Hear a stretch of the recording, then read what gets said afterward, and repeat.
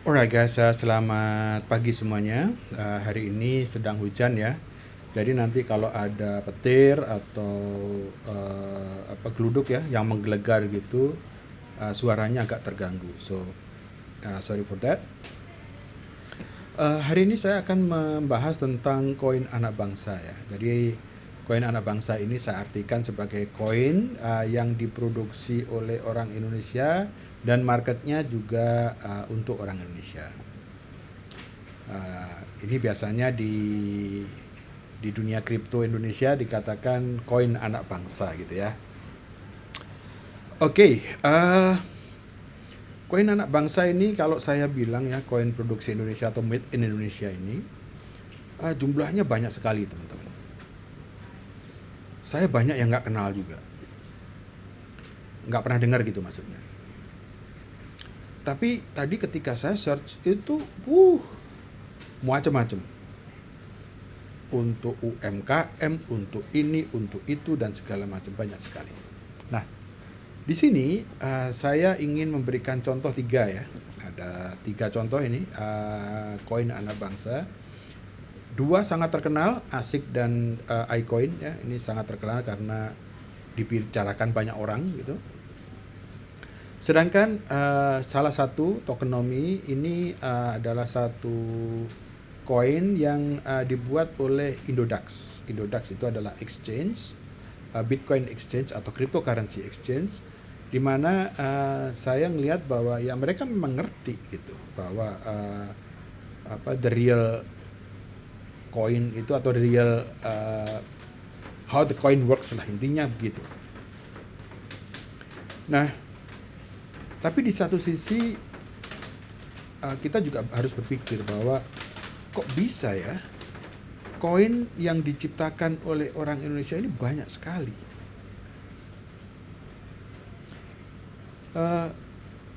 Tadi kalau saya lihat-lihat atau saya tanya ke beberapa teman gitu, bilangnya ya memang bikin koin itu nggak susah, quote unquote ya. Kalau saya sih nggak mampu ya, tapi kalau di dunia cryptocurrency itu nggak susah lah. Maksudnya nggak susah bagaimana? Nggak susah tuh begini. Di dunia ini banyak sekali project koin-koin kayak begini. Banyak, bertebaran. Mau cari apapun ada. Semuanya itu, hampir semuanya, itu bisa di-copy. Open source, di-copy. Dan dicontek lah intinya. Dicontek terus kemudian diubah dikit-dikit, penggunaannya juga diubah sana sini, terus kemudian logonya cari web designer atau logo designer ya, bikin desain yang bagus ya, bisa jadilah koin yang baru, tinggal penempatannya atau penggunaannya bagaimana gitu. Saya baru mengerti. Dan kemudian saya melihat 3 ini ya. Contoh inilah saya lihat. Tokenomics buat apa ya? Dan ternyata saya pernah pakai ini tokenomics. Tokenomics ini dibuat oleh Indodax dan mereka memberikan satu fasilitas. Kalau Anda memiliki tokenomics atau TEN ya, TEN, maka Anda bisa mendapatkan diskon transaksi, diskon withdrawal gitu ya. Tapi Anda harus hold sekian banyak. Hold itu beli dan gak dijual. Tujuannya apa? Ya tujuannya biar harganya naik. Intinya begitu. Tokenomics ini awal-awal saya pernah beli teman-teman. Maksudnya ketika isu pertama ya. Waktu itu masih belum ngerti, ikutan FOMO. Wah, tokenomics, banyak yang ngomong. Belilah 20 ribu satu koin kalau nggak salah itu waktu itu. 20 ribu satu koin. Dan sekarang kalau nggak salah 500 perak. Koin. Hai. Lucu lah ya, maksudnya ya untungnya saya sudah keluar ya. Jadi tapi rugilah. Saya rugi waktu itu. Dan saya keluar dari sistem itu, dan untungnya saya keluar karena sekarang ya tadi tinggal 500 perak. Alright, itu pengalaman saya terhadap koin anak bangsa ya. Satu-satunya pengalaman saya. Setelah itu saya tidak pernah lagi untuk membeli koin-koin tersebut. Nah, sekarang ada ASIC, ada iCoin ya. Bukti bahwa apa yang diomongkan teman saya itu bener, nggak susah sebenarnya bikin koin. Oh, nggak susah bagaimana? ASIC ini dibuat atau diisu oleh Anang penyanyi itu loh. Anang kan penyanyi terkenal. Wahnya tiap hari nyanyi, manggung dan segala macam. Itu aja bisa ngeluarin koin. Saya aja nggak mampu. Terus terang saya nggak mengerti. Tapi Anang bisa mengerti. Anang bisa menciptakan atau mengisu koin tersebut. Koinnya asik lagi. Gitu. Ya, bagi yang mengerti, bisa dia mengeluarkan itu. Dan di sela-sela kesibukannya Anang gitu, dia bisa mengeluarkan ini ya kan. Artinya apa ya namanya ya bisa dikerjakan di waktu luangnya gitu, yang sudah sibuk gitu. Apalagi di iCoin nih, contoh ketiga ya, Mbak Wirda Mansur. Nah ini Mbak Wirda Mansur, yang kemarin ini ya, saya biar teman-teman ingat ya, ini Wirda Mansur ini, Mbak ini pernah komen bahwa dia kuliah di Oxford. Ternyata nggak pernah kuliah maksudnya di Oxford sana. Jadi ketahuan lah gitu. Nah, Mbak Wirda Mansur ini masih muda belia teman-teman semuanya. Jangan kalau misalkan saya mendengar gitu ada anak muda menciptakan koin gitu ya, wah luar biasa, itu pasti jenius.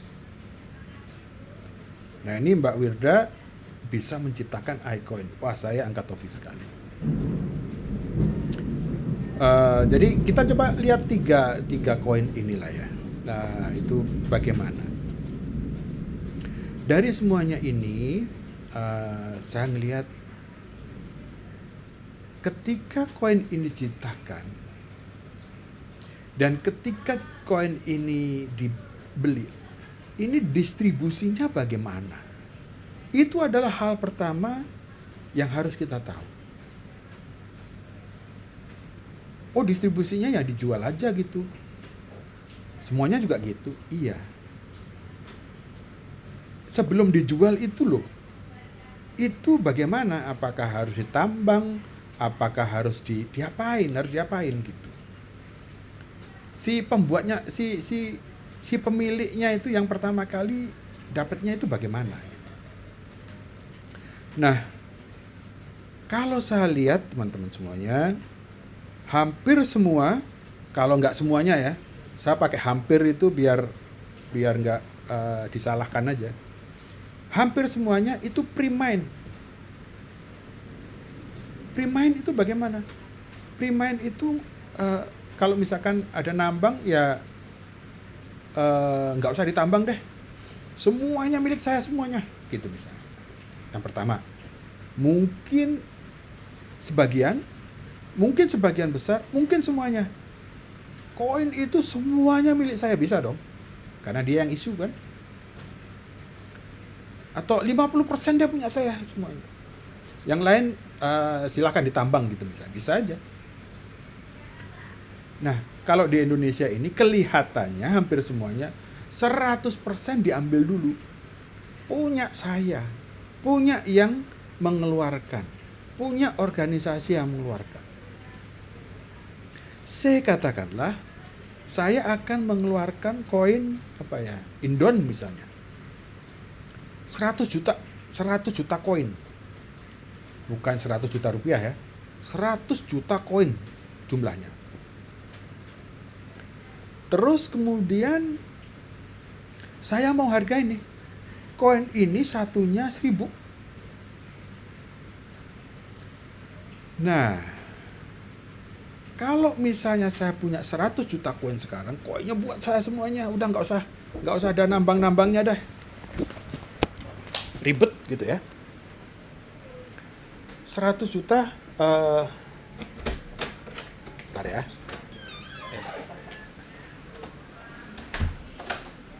100 juta punya saya semua. Lah yang lain-lain yang mau dapat gimana? Ya belilah dari saya gitu. Nah, katakanlah saya kasih harga 1 koin 1000 perak, 1000 rupiah. Berarti market cap, atau kalau misalkan saya jual semuanya koin saya 100 juta ini, maka saya dapat 100 miliar. Betul nggak? Ya dong, 100 miliar. Oke. Jadi most of the project itu begitu.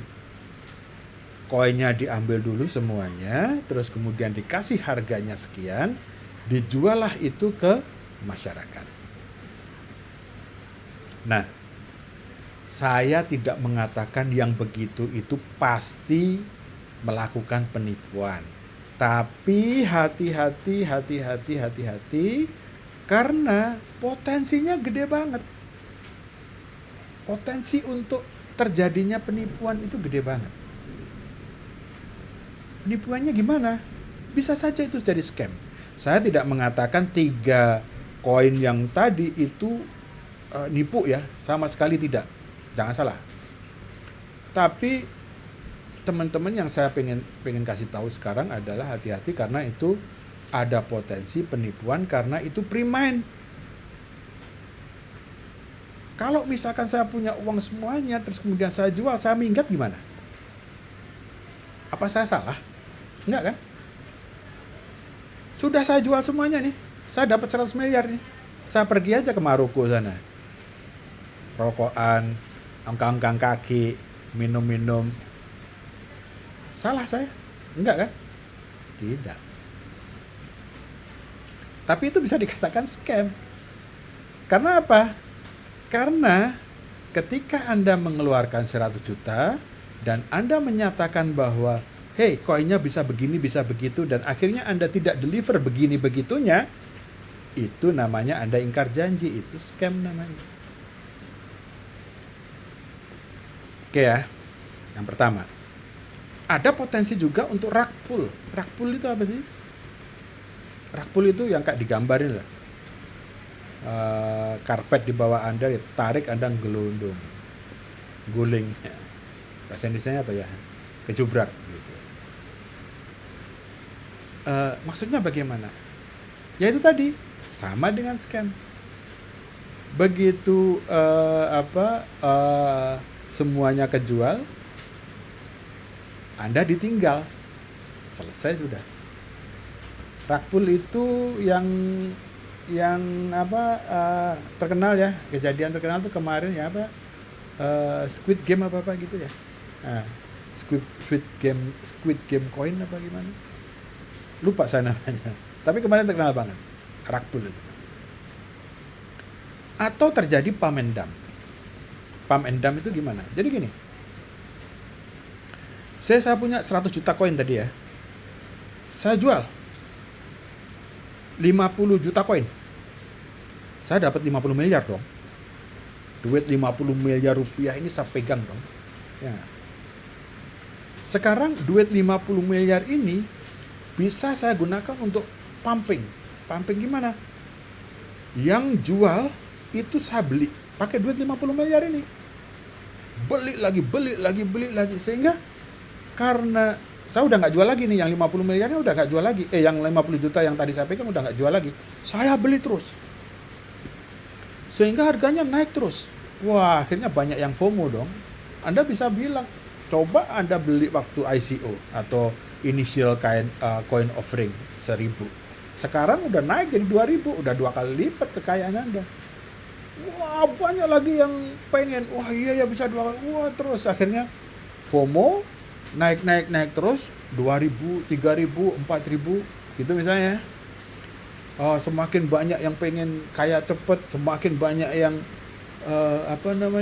beli Padahal koin dibatasin, koin saya kekepin sendiri, saya beli sendiri, saya kekepin, saya beli sendiri, saya kekepin. Naik terus. Kemudian di saat tertentu, saya katakanlah pas harganya 5.000, pas banyak-banyaknya yang mau beli, saya dump semuanya. Yang tadi saya beli, saya jual semuanya. Yang punya saya yang 50 juta tadi yang belum saya jual semuanya. Karena banyaknya orang yang mau beli, saya berhasil menjual di harga 5.000. Kebayang nggak teman-teman? Kalau misalnya 100 juta koin itu saya bisa jual di harga 5.000. Well, yang saya dapat nggak cuma 100 miliar, lebih dari itu. Pump and dump, ya kan? Nah, yang perlu diperhatikan lagi teman-teman, ada kemungkinan ini adalah illegal securities. Security itu apa sih? Jadi gini, katakanlah saya punya perusahaan ya, perusahaan apalah gitu. Terus kemudian saya mau jual saham saya, bisa dong? Saya boleh dong. Saham saya jual. Saya mau jual saham saya 50% deh. Kalau misalkan Anda beli saham saya, maka Anda punya bagian di perusahaan saya. Kalau Anda beli 50% berarti 50% perusahaan ini, perusahaan tadi punya saya, itu 50%-nya juga milik Anda juga. Jadi 50-50 lah intinya gitu. Itu namanya securities. Hubungannya dengan ini apa? Hubungannya dengan ini adalah sama aja. Kalau misalnya koin-koin tadi diambil semuanya oleh yang mengeluarkan, itu kan 100% punya dia. Ini kan bisa dikatakan sebagai usaha. Nah, kalau saya jual 50%, artinya sepertinya Anda beli saham 50%. Apapun nanti koin ini yang generate, misalnya dapat untung dan segala macam, Anda bisa dapat dibagi. Bisa saja seperti itu. Bisa saja jadi securities gitu. Nah, kenapa ilegal? Karena kalau saham teman-teman, itu untuk mengeluarkan saham itu nggak gampang. Harus ada birokrasinya itu panjang banget. Nggak bisa cepet. Itu. Dan ada peraturan-peraturan yang harus dilalui, yang harus ditepati. Karena memang ketika orang mengeluarkan saham, saya mengeluarkan saham dan orang membeli, pemerintah itu ingin menjaga investor-investor itu. Sedangkan yang ini, kalau misalkan dia mengeluarkan itu sebagai saham, investor-investor itu yang jagain siapa? Lemah dia di mata hukum. Apapun yang dilakukan, mau scam, maupun rug pull, maupun pump and dump, bisa saja dilakukan. Dan pembelinya tadi ya cuma dapat koin yang nggak bisa dipakai apa-apa gitu. Again teman-teman, saya tidak mengatakan bahwa semua koin tersebut nipu atau bertujuan nipu dan segala macam. Saya melihat masih ada gunanya kayak tokenomics, meskipun harganya sekarang 500 perak ya. Issuernya masih mencoba untuk bikin sesuatu lah gitu. Tadi saya lihat di ASIC ya, di komunitas ASIC gitu ya. Anang itu masih ngomongin tentang itu, tentang haki lah yang mau di-connect dengan ASIC. Saya nggak tahu ininya bagaimana, tapi tentang musik lah yang mau di-connect dengan ASIC. Ya mereka mencoba dengan sekuat tenaga untuk bisa dikatakan memenuhi janjinya lah. Koinnya Wirda bagaimana? Saya ngeliat tadi juga nggak tahu ya. Saya lihat di Matrix, koin Matrix udah hilang. Katanya sih pindah ke versi 2 atau gimana, nggak ngerti lah saya, tapi udah nggak bisa saya lihat lagi itu. Anyway, kalau misalnya seperti ini, dengan potensi yang mengerikan ini, scam, rug pull dan segala macam, atau katakanlah harganya turun lah ya, Harga turun tuh bukan bukan berarti nipu teman-teman ya. Saya nggak bilang begitu lagi. Saya harus benar-benar bilang bahwa saya tidak bilang mereka itu nipu. Masalah harga turun ya karena pasar saja. Oke. Nah, tapi ya kenapa ya orang-orang itu mau beli ya? Dengan konsekuensi yang seperti ini gitu. Nah, banyak hal teman-teman, karena saya ngelihat kalau mereka jualan itu memang sophisticated. Mereka orang-orang pinter lah, bukan orang bodoh lah yang jual-jual ini. Nah, salah satunya contoh adalah ya exploit orang-orang lack of knowledge ya. Jadi banyak yang nggak ngerti, terus kemudian dikasih tahu, ada koin loh, ada teknologi baru loh, ada ini yang bisa begitu, ini bisa begitu gitu. Terus kemudian tertarik, nah, beli. Nggak mahal kok, cuma 1.000 perak. Itu koin Indon itu 1.000 perak, cuma 1.000 perak apa sih gitu. Ya kan? Terus kemudian giving false hope. Waduh, lu ya, ini masih murah ini 1.000 nih. Kalau misalnya udah masuk pasar nih, bisa 3.000, bisa 5.000. Bener. Saya bisa aja bilang begitu kan. Wah, tertarik kan. Kebit-kebit gitu ya. Nah, terus saya nyewa selebriti. Bisa aja kan? Ada yang nyewa selebriti. Wes, coba ngomong ini dong. Tak bayarin lah 100 juta. Ngomongin tentang Indon Coin. Gitu misalnya ya. Ini kalau misalkan saya jualan ya. Indon Coin tak bayar 100 juta. Ngomong aja bahwa saya punya ini, saya invest di sini dan hasilnya luar biasa. Udah ngomong aja gitu, 100 juta. Yang saya pakai nggak cuma satu. Misalnya dangdut pantura orang yang nyanyi di dangdut pantura yang terkenal gitu, misalnya satu ya. Atau siapa gitu yang nyanyi dangdut apa gitu di TV gitu yang udah terkenal gitu. Atau mungkin saya bayarin lah Pak Haji yang terkenal gitu untuk ngomongin ini tentang halalnya barang ini gitu misalnya ya. Bisa aja saya bayar 100 juta di sini, 200 juta di situ, 300 juta di sini dan segala macam. Kalau dapatnya 100 miliar atau lebih dari 100 miliar, nothing. Ya. Saya sewa juga web designer, saya juga coder, bayar berapa sih coder sama dia? 2 miliar, 3 miliar? Nothing. Oke. Dan juga nanti saya akan bilang, wah pokoknya ini adalah koin anak bangsa, made in Indonesia. Gitu. Support heroisme Indonesia. Kalau Anda nggak support, Anda nggak heroik. Anda kurang kurang mensupport bikinan anak bangsa. Bisa aja. Dan ini saya nemu ya satu klip ya di sini Pak Yusuf Mansur ini ya, Pak Yusuf Mansur ini kan ustadz yang sangat terkenal ya. Dan memang koin iCoin itu diciptakan atau diisi oleh anaknya, jadi mungkin dia ingin memboost ya tentang koin tersebut. Beliau mengatakan ini ustadz terkenal ini. Siapa sih yang nggak kenal sama Yusuf Mansur? Itu iCoin go bukan cuma to the moon loh, to the moon aja lewat katanya. Kalau kita kan moon itu udah ini ya, udah mentok ya.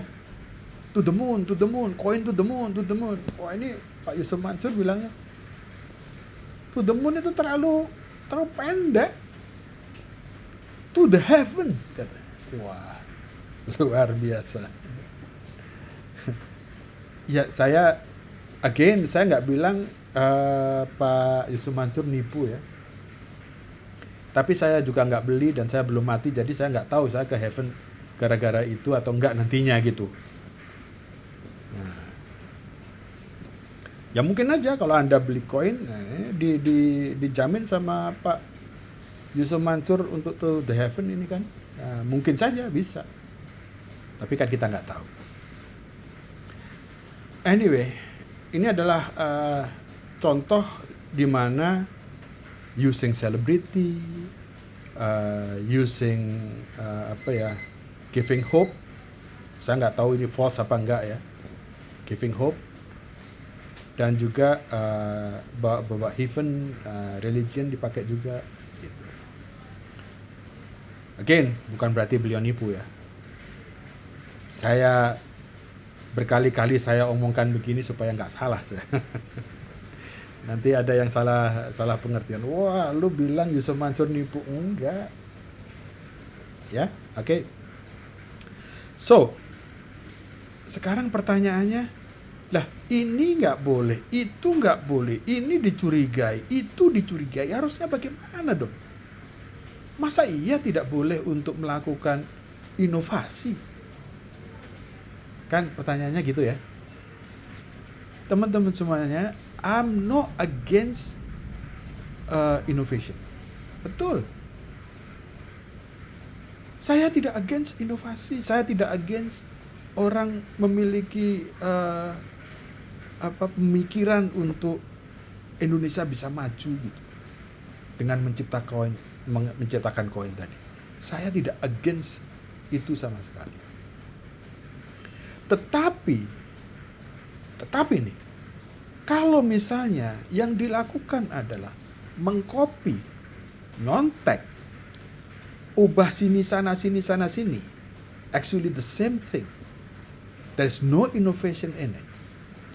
Kemudian koinnya itu diambil semuanya and then di-offer ke masyarakat. Dan menggunakan hal-hal yang tadi saya sebutkan sehingga koinnya itu bisa melesat. Yang untung cuman Anda. Sedangkan setelah itu harga koinnya jatuh, investor-investor itu bagaimana? Dan itu kalau misalkan saya lihat ribuan orang membeli, kecewa. Mereka tidak mendapatkan apa yang Anda cita-citakan.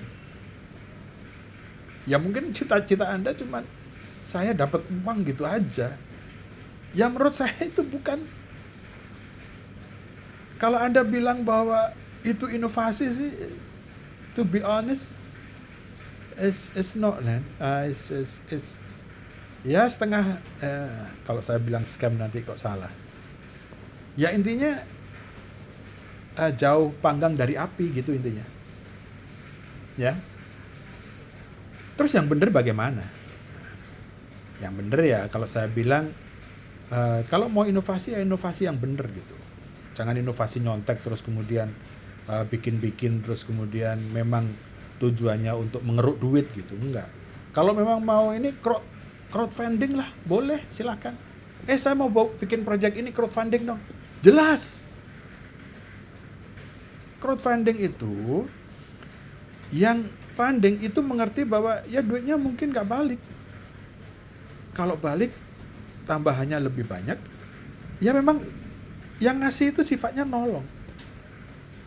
Nggak ada crowdfunding itu yang sampai minjem ojol. Nggak ada crowdfunding itu yang mau ngefunding itu minjem budenya, Pak D-nya, saudara-saudaranya kemudian dimasukkan begitu. Nggak ada. Kalau koin terus kemudian Anda kasih gambaran bahwa bisa get rich quick, terus kemudian selebriti ngomongin, terus kemudian pakai religion dapat kalau misalkan beli dapat dapat amal dan segala macam, dan kemudian di pam sampai kemudian orang-orang pada minjem sana, minjem sini, minjem ojol dan segala macam, ternyata semuanya habis. Dan kemudian jatuh harganya bagaimana? Di mana tanggung jawab Anda? Kalau memang Anda mau bertanggung jawab, intinya di situ. Nah, ada sebenarnya cara untuk melakukan yang menurut saya ini, saya sih melihat ada satu cara ya. Misalnya ya sudah ada kok koinnya yang dimiliki oleh dunia, yaitu Bitcoin. Kalau Anda beli, Anda melakukan nambang dan segala macam untuk Bitcoin ya, pakai Bitcoin, itu nggak ada yang get rich quick, nggak ada. Artinya itu fair. Semua yang dapat itu harus nambang. Harganya juga harga pasar. Ya turun naik biasa. Seperti tadi saya bilang, harga naik turun itu nggak masalah. Itu pasar kok. Dan nggak ada yang janjiin, oh kalau misalkan lu beli ini naik begitu dan segala macam, nggak ada yang bisa menjamin. Gitu. Tapi Bitcoin ini memang sudah menjadi milik dunia, milik kita juga, milik orang Indonesia juga, milik orang Amerika juga, even better toh. Ya enggak? Use that as a base of the project. Anda punya project apa? Pakai build on top of Bitcoin. Misalnya apa? Strike. Itu si Jack umur 24, dia bikin apps. Dia mau nolong orang yang mau mengirimkan uang dari satu negara ke negara lain supaya nggak keluar duit banyak-banyak. Supaya tidak bayar remittance fee gede-gede. Dan kemudian dipakai. Semua orang pakai itu. Bukan semua orang, maksud saya banyak yang pakai orang tersebut. Build layers on top of Bitcoin. Bisa dong. Atau ya kalau saya sih sebisanya ya bikin connection, bikin node ya supaya lebih lancar lah transaksi Bitcoin di Indonesia ini. Atau kalau Anda pinter banget untuk coding dan segala macam, contribute lah ke society. Contribute to the current Bitcoin developer misalnya. Itu sih yang saya bisa lihat, Anda bisa melakukan hal tersebut. Lah kalau misalnya pertanyaannya adalah, lah nanti saya nggak dapat duit dong, nggak? Ya itu artinya Anda memang mau ngumpulin duit dengan cara gampang. Itu sih pikiran saya. Oke teman-teman, itu mungkin yang bisa saya sampaikan. Kalau misalkan Anda punya questions, let me know, tulis saja. Dan teman-teman yang belum subscribe lah gitu loh. Yang suka ininya ya, suka konten ya. Kalau enggak ya jangan. Tolong di like, comment, dan share. Alright guys, thank you very much. See you next time. Cheers.